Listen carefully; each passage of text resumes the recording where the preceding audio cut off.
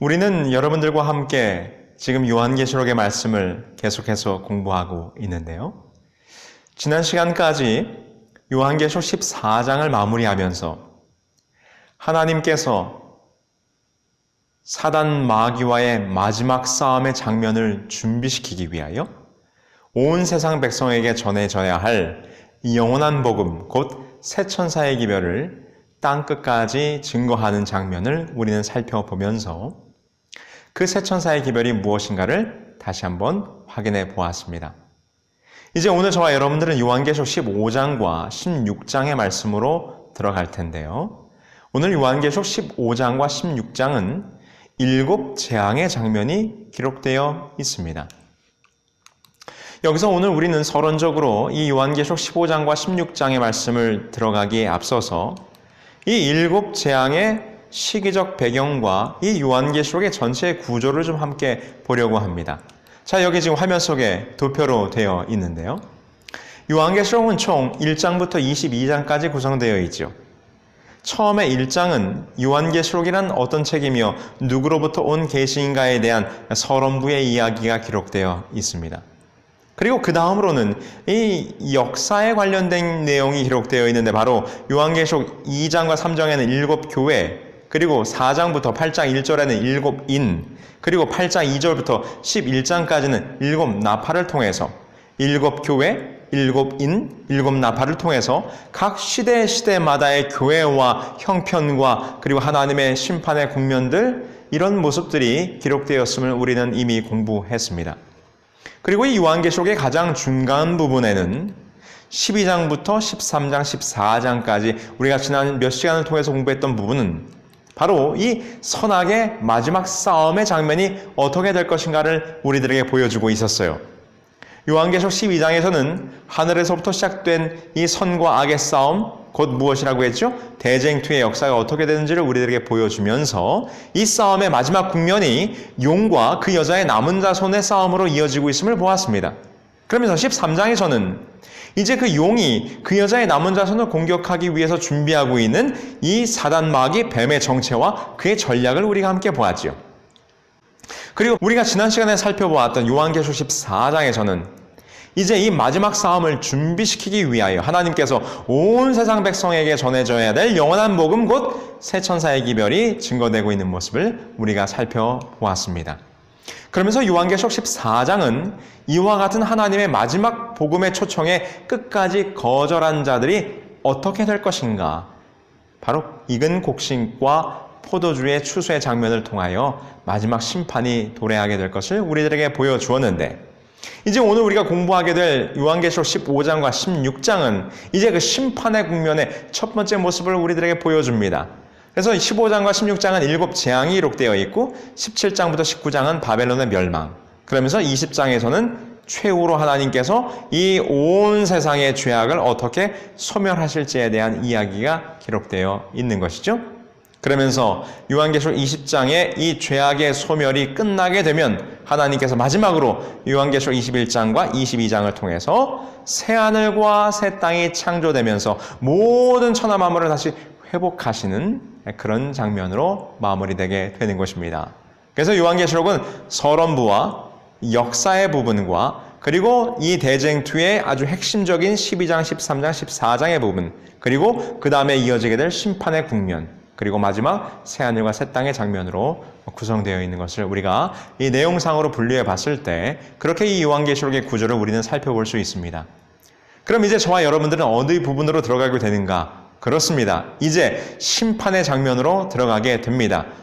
그 심판의 첫 번째 모습인 요한계시록 15장과 16장의 7 재앙의 장면을 우리가 함께 살펴볼 텐데요. 과연 이 7 재앙의 모습은 어떻게 임하게 될 것인지 우리 함께 살펴보시죠.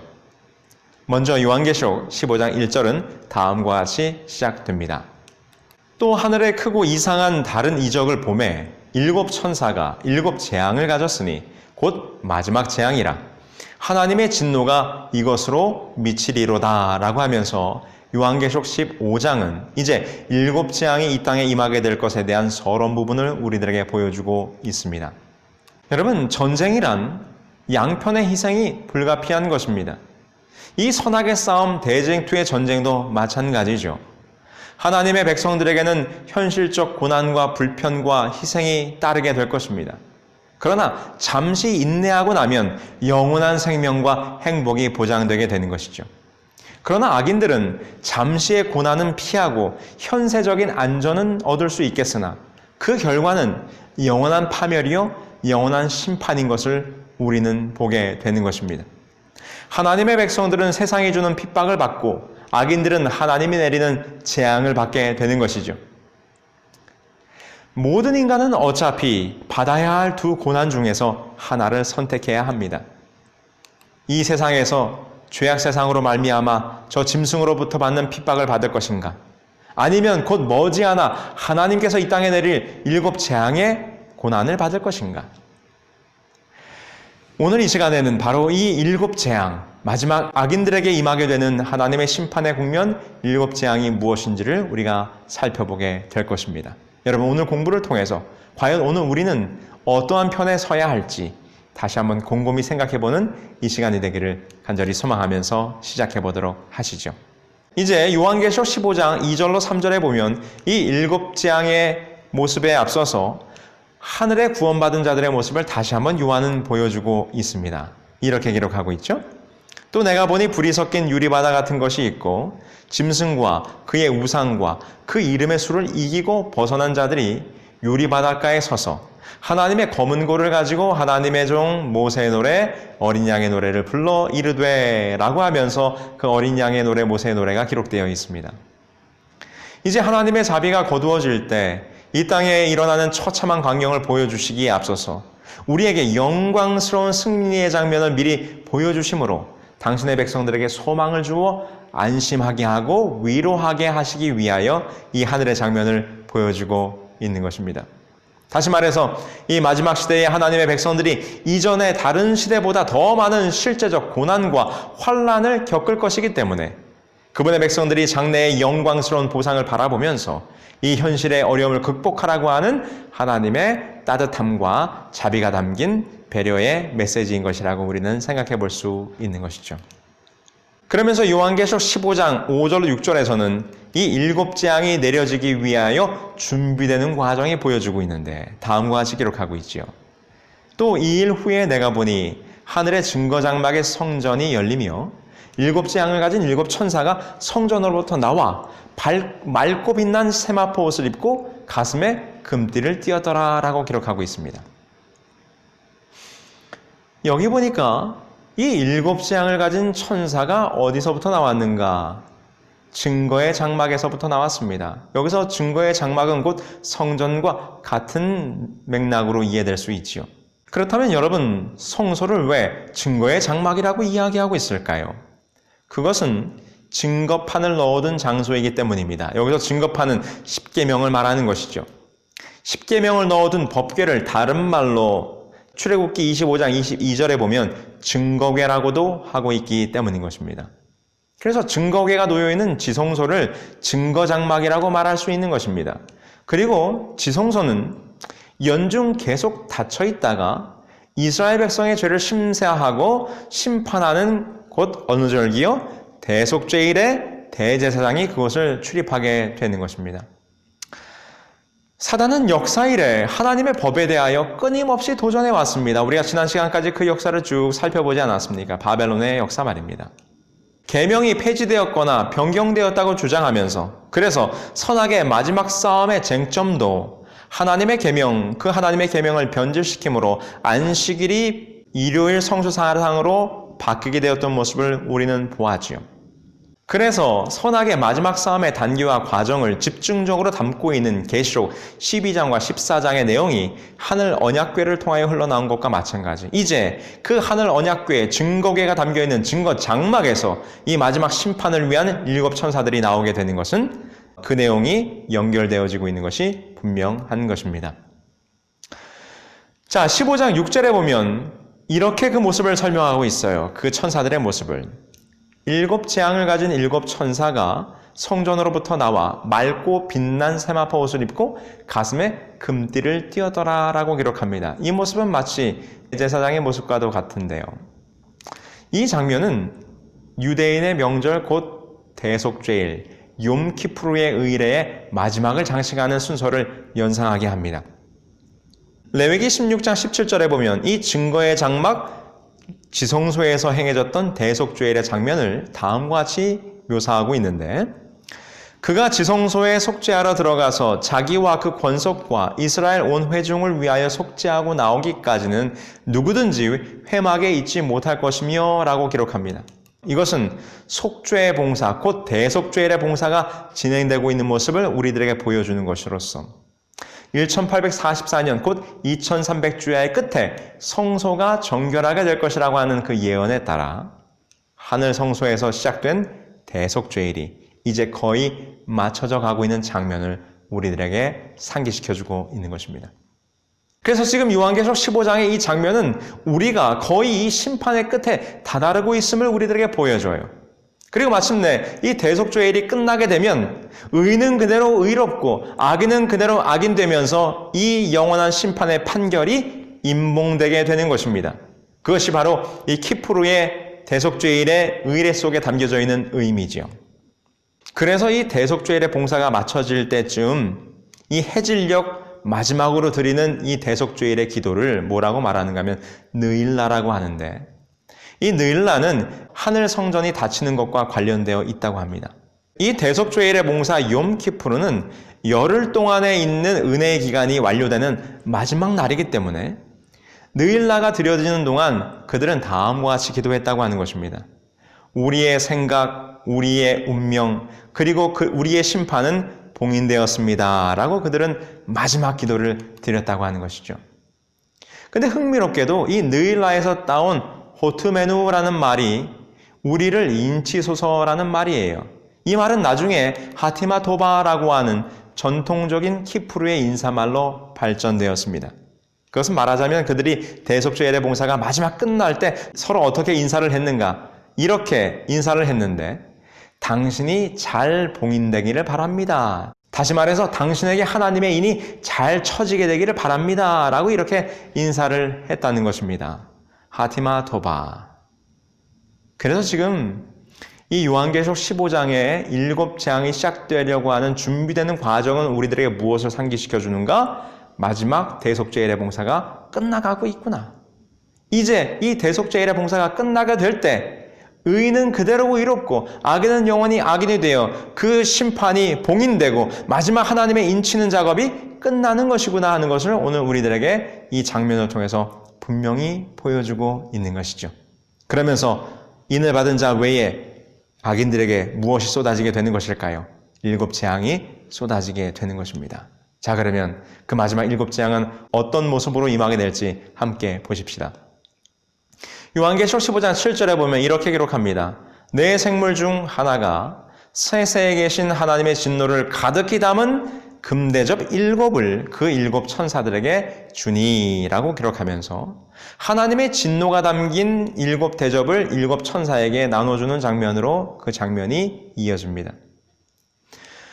여기서 우리는 매우 흥미로운 것을 발견하게 되는데요. 우리가 이제 보게 되는 이 7 대접이 쏟아지게 될 때 7재앙이 임하는 장면은 우리들에게 무엇을 다시 한번 떠올리게 하는가 하면 7 나팔의 사건을 떠올리게 해요. 우리가 이 7 나팔이 하나님의 예시적인 심판의 모습이었음을 우리가 공부했지요.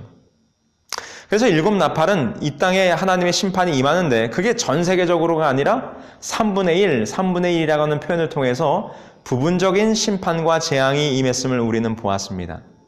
그런데 이제는 7재앙은 그 전면적인 심판으로 이 땅에 임하게 되는 것을 우리들에게 보게 돼요. 그래서 이 7 나팔이 7재앙의 전면적인 심판의 모습을 예시적으로 미리 보여주었던 것처럼 이 7 나팔과 7 대접은 7재앙은 서로 연결되어지는 모습을 우리는 보게 됩니다. 여기 화면에 나와 있는 표에 기록된 것처럼 둘 다 땅에 쏟아지게 되고 바다에 쏟아지게 되고 강과 물과 샘, 물들의 근원에 이것들이 쏟아지게 됩니다. 그리고 해를 치게 되고 공기가 어두워지고 어두움의 재앙이 임하게 되지요. 그리고 큰 강 유브라데에 놓아주게 되고 큰 강 유브라데에 쏟아지게 됩니다. 그리고 마지막으로 7 나팔에서는 하나님의 비밀이 이루어졌다라고 기록하고 있고 일곱 재앙에서는 마지막으로 하나님이 이제 되었다라고 하는 선언과 함께 번개와 음성과 뇌성과 큰 지진이 나는 것으로 이 일곱 재앙이 맞춰지게 되는 것이죠. 그래서 다시 한번 요약한다면 일곱 나팔이 경고성 심판이었다면 이제 일곱 재앙은 정말 최후의 악인들에게 내려지게 될 종말적 심판의 모습인 것을 우리는 이 일곱 나팔과의 비교의 표를 통해서도 이해할 수 있는 것입니다. 자, 그러면 그 일곱 재앙이 어떠한 모습인지 함께 보실까요? 첫 번째 재앙입니다. 땅에 쏟아지는 재앙이죠. 요한계시록 16장 2절입니다. 첫째 천사가 가서 그 대접을 땅에 쏟음에 짐승의 표를 받은 사람들과 그 우상에게 경배하는 자들에게 악하고 독한 종기가 나더라. 지금 그 네 생물 중 하나가 그 일곱 천사에게 준 것이 무엇이었습니까? 일곱 대접이죠. 하나님의 진노가 담긴 일곱 대접. 이 대접은 성전 안에서 사용하는 기물 중에 주로 향단에 향을 나르는 그릇이었습니다. 그런데 여러분, 향단은 그리스도의 중보 사역을 상징하는 기념물이며 이 중보 사역에 사용하던 대접을 쏟는다는 것은 이전까지 그 백성들을 구원하기 위한 그 중보의 그리스도의 사랑의 사역을 하던 그 기구가 이제는 무엇으로 변하는 것입니까? 재앙과 심판의 기구로 변하게 되는 모습을 보게 되는 것이죠. 그래서 이 대접은 우리를 위한 중보의 사역과 아울러 그것을 끝까지 거절한 자들에게는 그것이 오히려 무엇이 되어 재앙이 되어 쏟아지게 될 이런 이중적인 국면을 우리들에게 보여주고 있는 것입니다. 자, 이제 그 대접을 가지고 첫 번째 어디에다 쏟았습니까? 땅에 쏟았습니다. 그러니까 어떻게 되었습니까? 모든 짐승의 표를 받은 사람들에게 악하고 독한 종기가 나게 됩니다. 여기서 악하고 독한 종기라고 하는 것은 바로 헬라어로 헬코스인데 이것은 괴양과 종기라는 뜻으로 사람들이 이런 괴양과 종기와 온갖 헌대와 이런 것들로 고통을 당하게 될 것을 설명하고 있는 것이죠. 두 번째 재앙은 어디 내렸습니까? 바다에 내렸습니다. 16장 3절이죠. 둘째 천사가 그 대접을 바다에 쏟음에 바다가 곧 죽은 자의 피같이 되니 바다 가운데 모든 생물들이 죽더라. 바다가 피가 되는 재앙. 여러분, 바다가 피가 되면 어떤 일이 벌어질까요? 바다의 모든 생물들이 죽을 것입니다. 아마 해상 교통로가 끊기게 될 것이며 그 악취로 말미암아 온 지구는 몸살을 앓게 될 것입니다. 아주 무서운 재앙이 임하게 되는 것이죠. 세 번째 재앙은 무엇입니까? 강과 물 근원 수원지에 이 재앙이 쏟아지게 됩니다. 16장 4절이죠. 셋째 천사가 그 대접을 강과 물 근원에 쏟음에 피가 되더라. 이 강물은 곧 우리가 마시는 식수의 근원이 되는 것입니다. 강과 물 근원에 쏟아지게 되어 그것이 피가 되었으니 당연히 사람들은 마실 물이 없겠지요. 물을 마실 수 없는 악인들은 갈증에 극에 달하게 될 것이고 그들은 극심한 고통을 당하게 될 것입니다. 그런데 여러분 잘 생각해 보세요.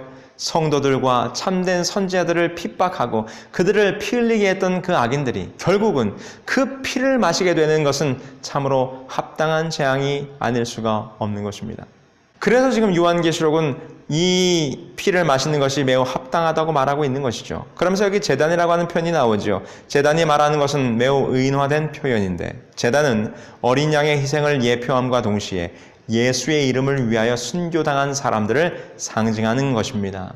그러므로 악인들이 의인들을 핍박했으므로 그들은 당연히 그 피의 값으로 피를 마시게 되는 재앙을 받게 되는 것이죠. 네 번째 재앙은 16장 8절로 9절에 기록되어 있습니다.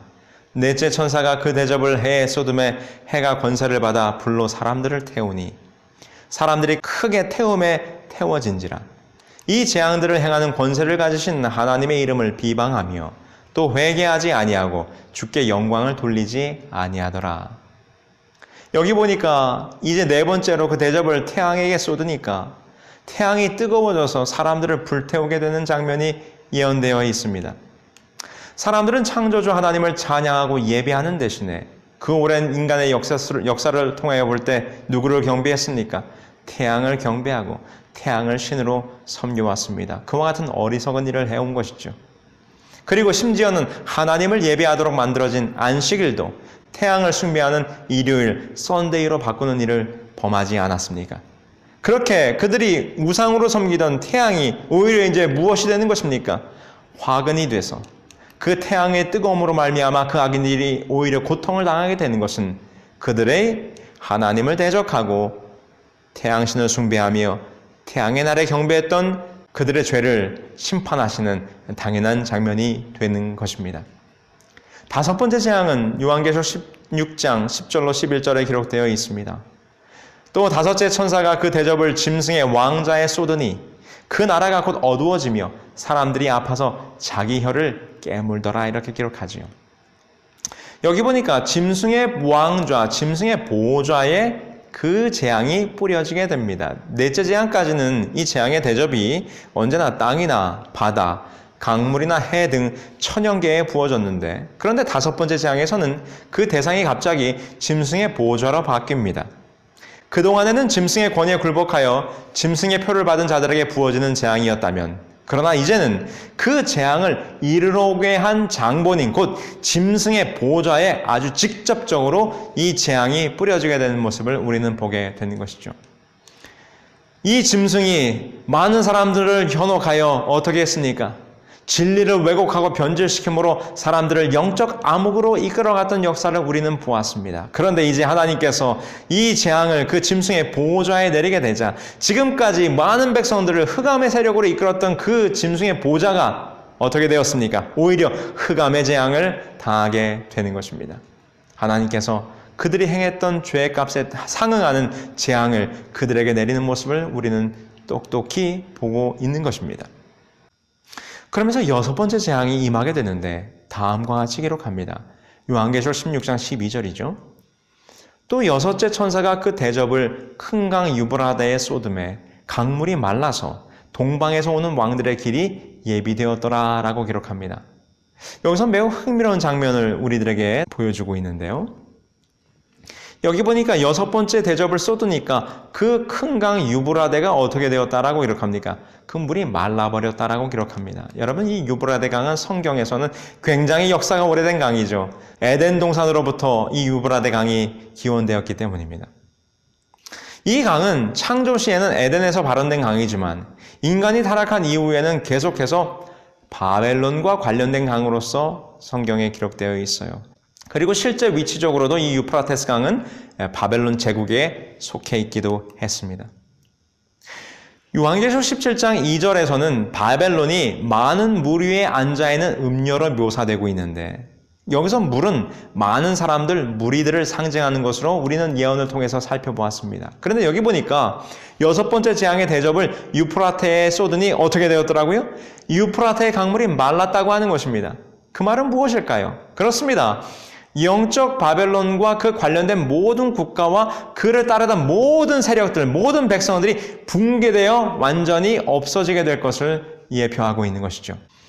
그러면서 그 물이 말라버리자 무엇이 예비되었더라고요? 동방에서 오는 왕들이 오는 길이 예비됐다라고 기록합니다. 근데 여러분, 흥미롭게도 실제의 역사 가운데서 제국 바벨론은 동방에서 일어난 메데 페르시아 연합군, 특별히 이 고레스 장군의 지위로 말미암아 바벨론은 멸망하게 돼요. 그리고 바벨론을 멸망시킬 때 메데 페르시아가 어떻게 했습니까? 유프라테스 강물의 물줄기를 바꿔서 말라버린 강 바닥을 통하여 바벨론을 침공해 바벨론을 멸망시켰죠. 지금 그 제국 바벨론의 멸망의 장면이 요한계시록에 지금 그대로 이 여섯 번째 재앙의 장면으로 묘사되고 있는 것입니다. 그런데 이 동방에서부터 일어난 고레스 왕이 어떤 일을 했습니까? 그는 성경에도 예언이 되었죠.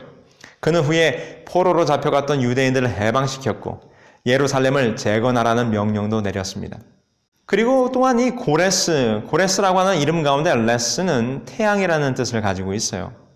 아울러 하나님께서는 이 고레스에 대하여 이사야 44장 28절에 보면 나의 목자라고까지 표현을 하셨죠. 그러므로 이 제국 로마의 멸망과 동방에서 일어났던 메데 페르시아를 이끌었던 고레스 왕의 이 사건은 영적인 메시지를 우리들에게 주고 있는데, 이 고레스는 바로 그의 백성들을 포로에서 해방하고 성소를 회복하실 곧 예수님을 대표하는 상징적인 인물로 성경에 등장하고 있는 것입니다. 그래서 이 제국 로마의 사건과 비교하여 지금 요한계시록 16장에 기록되어 있는 여섯 번째 재앙에 대한 이야기를 우리가 풀어서 설명할 때 우리는 이렇게 이해할 수 있어요. 영적인 의미에서 유브라데 강물이 마르고 동방에서 오는 왕들의 길이 예비된다고 하는 것은 영적 바벨론이 붕괴되면서 의인들을 포로에서 해방하고 구원하시기 위하여 의의 태양 되신 예수 그리스도가 천군 천사들의 무리와 함께 마지막 때에 나타나게 될 것을 우리들에게 보여주고 있는 것입니다.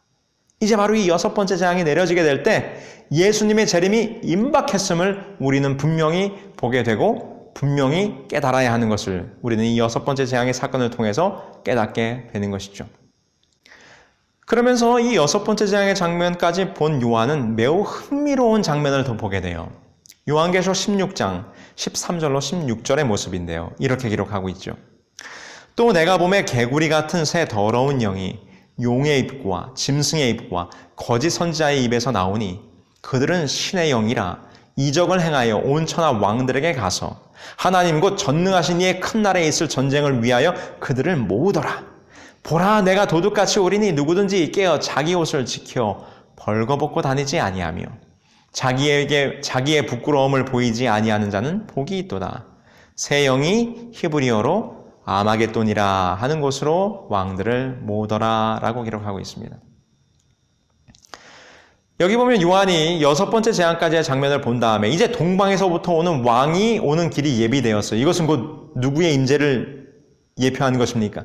그렇습니다. 만왕의 왕 대신 승리의 왕 대신 미가엘 예수 그리스도가 곧 임하게 될 것을 보여주고 있는 것이죠. 근데 그 장면까지 본 다음에 요한은 이렇게 말해요. 또 내가 보매.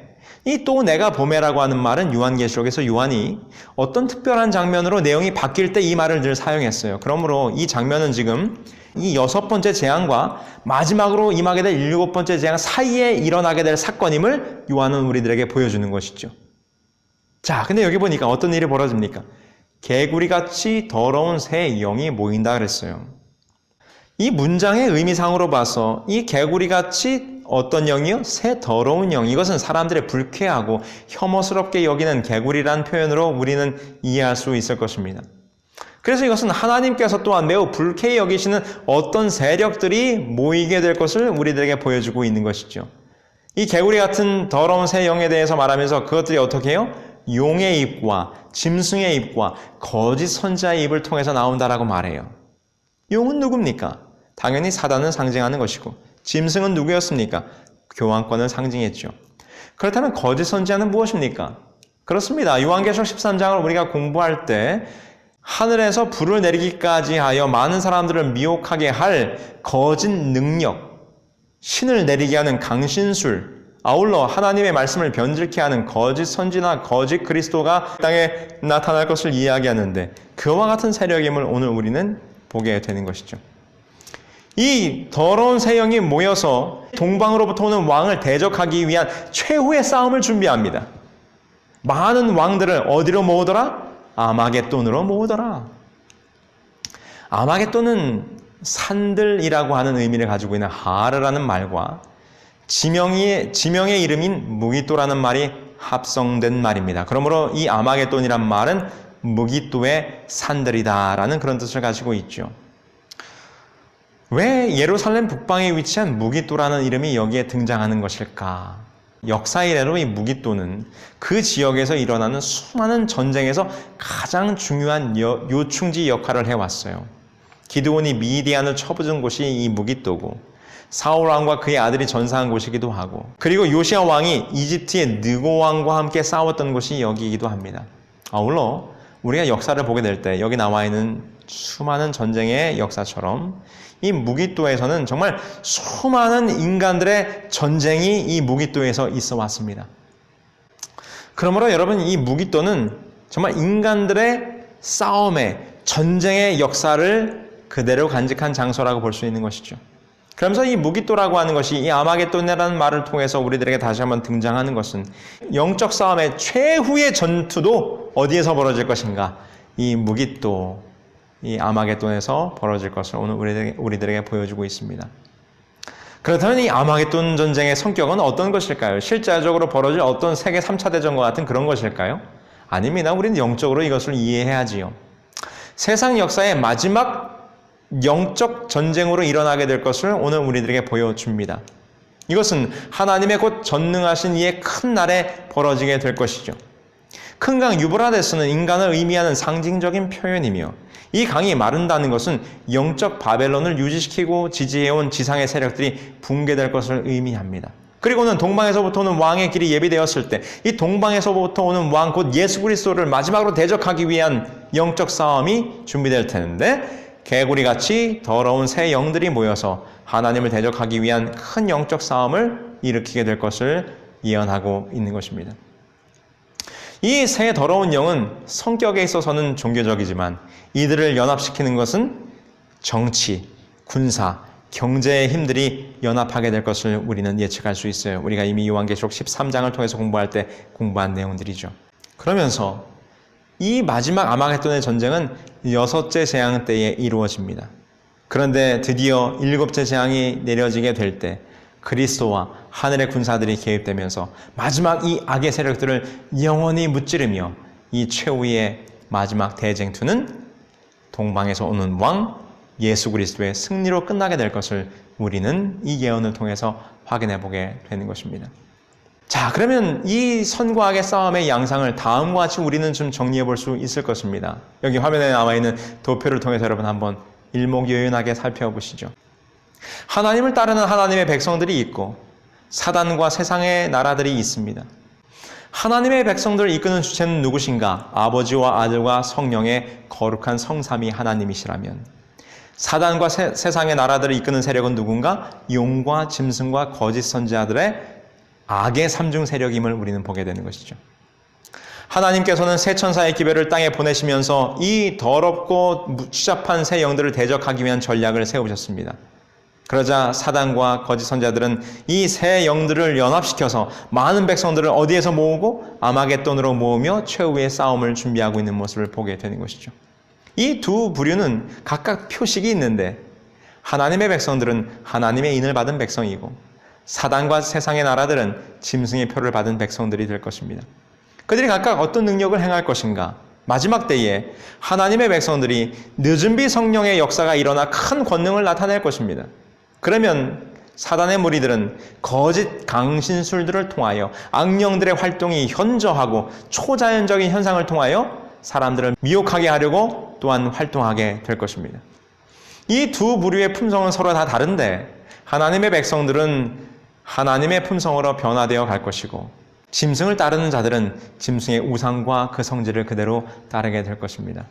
이제 마지막 심판이 있게 될 때 이 두 부류의 사람들은 어떻게 될 것인가? 하나님의 보호자에서부터 심판이 내리고 이 하나님의 백성들은 거룩한 나라를 유업으로 받게 될 거예요. 그러나 이 짐승의 보좌에게는 하나님의 심판이 내려지게 될 때 이 짐승의 나라는 완전히 무너지게 될 것입니다. 그러면 그 심판 이후에 이 두 부류의 백성들은 거하는 거처가 달라지게 돼요. 큰 성 바벨론은 악인들과 함께 진노의 포도주 틀에 들어가서 거기서 밟히워 무서운 심판을 받게 될 것이지만 하나님을 따르던 하나님의 백성들은 어디로요? 새 예루살렘 성 하늘도성으로 인도하여 거기에 거하게 될 것입니다. 자, 이것이 마지막 6번째 재앙이 내려지면서 벌어지게 될 최후의 아마겟돈 영적 전쟁의 모습인 것을 우리는 보게 됩니다. 자, 그러면서 마지막으로 몇 번째 재앙이 내립니까? 7번째 재앙이 내리게 되는 것이죠. 요한계시록 16장 17절로 21절입니다. 7째 천사가 그 대접을 공중에 쏟음에 큰 음성이 성전에서 보좌로부터 나서 이르되 되었다 하시니 번개와 음성들과 우레소리가 있고 또 지진이 있어 얼마나 큰지 사람이 땅에 있어 온 이래로 이 같은 큰 지진이 없었더라. 큰 성이 세 갈래로 갈라지고 만국의 성들도 무너지니 큰 성 바벨론이 하나님 앞에 기억하신 바 되어 그의 맹렬한 진노의 포도주 잔을 받음에 각 섬도 없어지고 산악도 간데 없더라. 또 무게가 1달란트나 되는 큰 우박이 하늘로부터 사람들에게 내림에 사람들이 그 우박의 재앙 때문에 하나님을 비방하니 그 재앙이 심히 크미러라. 드디어 마지막 7번째 천사가 그 대접을 땅에 쏟게 될 때 하늘에서는 다음과 같은 음성이 들립니다. 이제 되었도다. 여기서 이 되었다라는 말은 드디어 끝맺게 되다라는 말로서 우리는 이해할 수 있는 것입니다. 여러분, 예수님께서 십자가에 돌아가실 때 역시 뭐라고 말씀하셨는가? 다 이루었다라고 말씀하셨어요. 물론 예수님이 말씀하셨던 다 이루었다라는 말은 텔레오라는 말이 쓰였고, 여기 요한계시록에 기록되어 있는 다 되었다라는 말은 기노마이라는 말로서 조금 다른 표현이긴 하지만 그 의미는 연결이 됩니다. 뭐가 연결이 되는가? 예수께서 십자가에 돌아가실 때 인간의 구속 사업이 완성되었지만 종결된 것은 아니었습니다. 왜 그런가? 구원받을 수 있는 길이 완성된 것이지 구속 자체가 완전히 이루어진 것은 아닙니다. 왜냐하면 예수 그리스도로 말미암아 하늘 가는 길이 열리긴 열렸는데 아직 우리는 지금 어디에 거하고 있습니까? 이 땅 죄악 세상에 거하고 있는 것이죠. 그런데 이 요한계시록에 기록되어 있는 그 마지막 7째 재앙이 내려질 때 기록되어 있는 이 다 되었다라는 말은 이 선악의 마지막 싸움, 즉 아마겟돈 전쟁과 함께 선과 악이 서로 대립되는 싸움이 드디어 이제서야 종결되었다라는 의미로서 여기서는 다 되었다라는 말이 사용되고 있는 것이죠. 그래서 지금 이제 7째 재앙과 함께 드디어 이 싸움이 끝나면서 그 모든 것이 결말에 이르게 되었음을 보여주고 있는 것입니다. 그러면서 어떻게 됩니까? 7째 재앙이 내리자 큰 성이 세 갈래로 갈라져요. 악의 세력, 용과 짐승과 거짓 선지자들의 이 삼중 세력이 완전히 분해되고 와해되어 힘을 잃게 될 것을 말하고 있는 것이죠. 그러면서 이제 이 땅에서는 역사 이래 없었던 무서운 지진과 우박이 내리게 됩니다. 지진은 땅의 붕괴를 말하는 것이고 우박은 하늘로부터 내려지는 파괴적인 재앙을 말하는 것입니다. 인간들의 모든 문명과 건축물과 이 죄악의 산물들이 하나님께서 마지막으로 허락하신 재앙, 지진과 우박으로 말미암아 완전히 전멸될 것입니다. 그 죄악의 모든 흔적들이 다 가루가 되어 무너져 내릴 것입니다. 이때 하나님의 백성들은 예수 그리스도의 재림으로 극적인 구원을 체험할 것이지만 끝까지 하나님의 초청을 거절한 자들은 최후를 맞이하게 될 것이 이 7재앙의 마지막 장면 속에 기록되어 있는 것을 오늘 우리는 살펴보았습니다. 여러분, 이 그림 속에 있는 조각상이 무슨 조각상인지 잘 아실 것입니다. 이것은 로댕이라고 하는 사람이 조각한 생각하는 사람이라고 하는 조각상입니다. 이 로댕의 생각하는 사람이라고 하는 조각상은 이 단테의 신곡 중에 나오는 지옥편을 소재로 해서 그 지옥문 위에 만들어진 조각품이 바로 이 생각하는 사람이라고 하는 작품이었다고 하는 것입니다. 생각하는 사람. 이 작품의 제목을 보면서 이 제목을 누가 붙였는지는 모르지만 지옥문 위에 붙여진 글귀로서는 별로 어울리지 않는다고 생각하는 것입니다. 왜냐하면 사람이 지옥문 앞까지 갔다면 이미 끝난 것입니다. 지옥문 앞에 와서 그제서야 생각을 한들 무슨 소용이 있겠습니까? 더 이상 시간이 없는 것입니다. 이미 때가 늦어버린 것입니다. 오늘 우리는 요한계시록 15장, 16장의 장면을 통해서 이제 마지막 재앙의 장면이 이 땅에 내려질 것을 우리는 보았습니다. 여러분, 마지막 7재앙의 때가 오면 이미 그때는 시간이 늦은 것입니다. 이 마지막 7재앙이 마치면 악인들은 멸하여질 것입니다. 여러분, 우리는 생각하는 사람이라고 하는 작품을 통해서 약간 모순적이긴 하지만 매우 큰 중요한 의미를 생각해 볼 수 있어요. 여러분, 생각하는 사람, 여러분 아무리 지옥문 앞에 가서 생각한들 이미 때는 늦어버린 것입니다.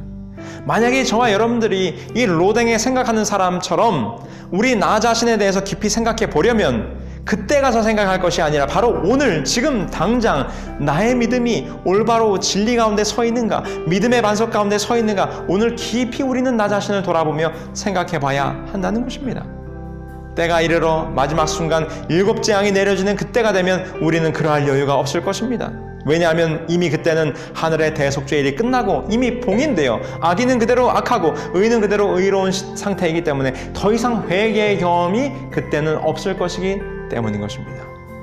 아직 하늘에서 대속죄일이 끝나기 전에, 아직 그 7 대접을 가진 천사가 이 땅에 임하기 전에, 그 인치는 일이 맞춰지기 전에 오늘 우리는 우리 자신의 모습을 돌아보며 깊이 생각해 봐야 할 것입니다. 사랑하는 새벽성서학교 형제 자매 여러분, 오늘 요한계시록 15장 16장의 장면을 살펴보면서 이제 곧 마지막 대쟁투의 싸움의 끝 장면에 7재앙을 통하여 하나님께서 악인들에게 무서운 재앙의 심판을 내리게 될 것을 오늘 우리는 살펴보았습니다. 여러분, 아직 그 재앙은 이루어지지 않은 미래에 있을 예언입니다. 아직 우리들에게는 은혜의 시간이 있습니다. 아직 오늘 우리들에게는 생각할 만한 여유가 있고 오늘 우리들에게 하나님께서 은혜의 시간을 하루하루 연장해 주고 있음을 여러분 기억할 때 오늘 이 시간 이 말씀을 들으신 저와 여러분들이 나와 내 마음속에 이 영적인 삶을 잘 점검하셔서 나는 정말 오늘 하나님의 편에 하나님의 백성의 자리에 서 있는가를 깊이 생각하실 때 오늘 저희와 여러분들의 마음속에 온전히 하나님을 따르는 백성으로 끝까지 서고자 하는 결심이 함께하게 되기를 간절히 소망하면서 오늘 강의를 마치도록 하겠습니다.